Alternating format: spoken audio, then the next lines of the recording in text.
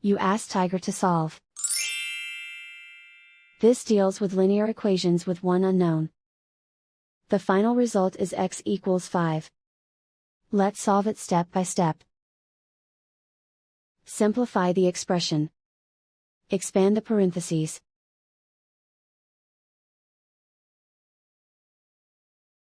Simplify the arithmetic.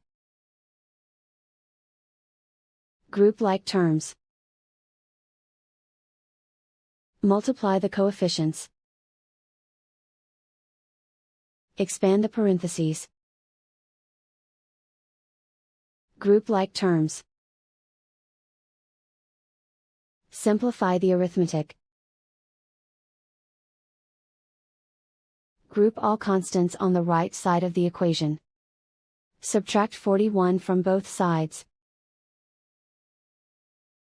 Simplify the arithmetic.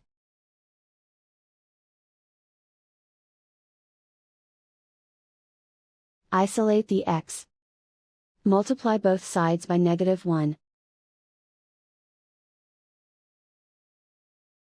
Remove the ones. Simplify the arithmetic.